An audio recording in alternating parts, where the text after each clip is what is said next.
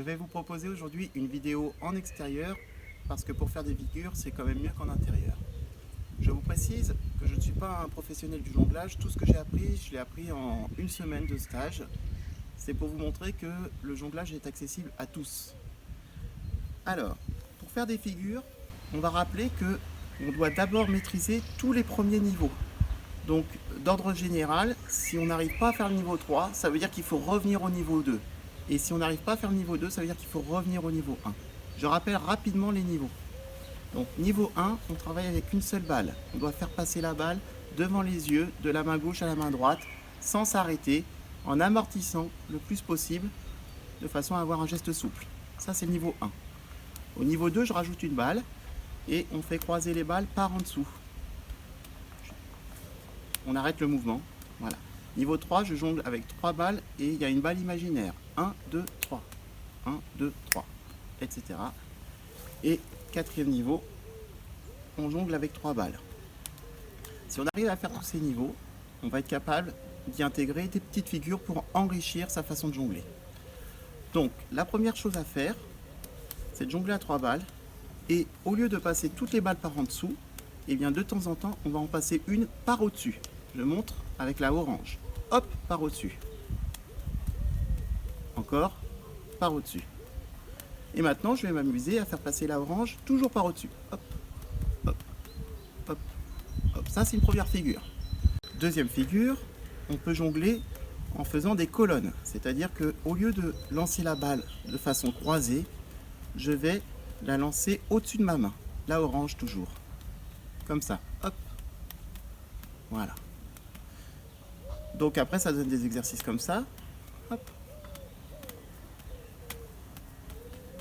On va essayer d'apprendre aussi, pour enrichir son vocabulaire de jonglage, à jongler avec une seule main et 2 balles. Donc comment ça marche?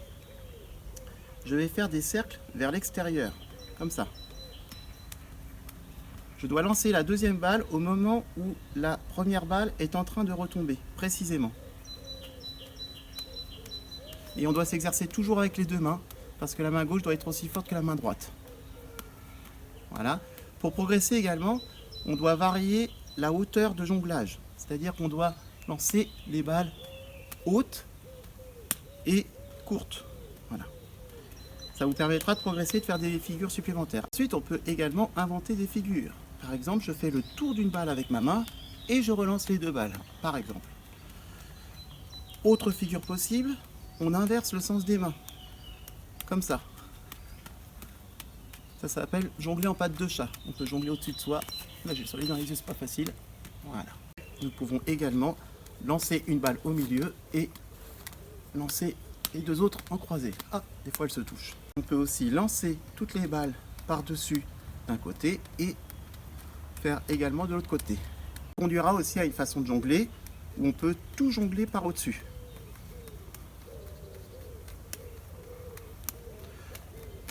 Sous une jambe. On peut se servir également d'un accessoire. Alors attention, je vais essayer le final. Je l'ai eu. Pour le jonglage avec 4 balles. Alors il existe différentes techniques. Je vais vous expliquer la technique qui me semble la plus simple.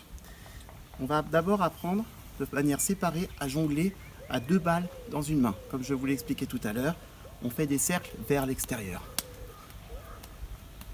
Il faut faire la même chose de l'autre côté.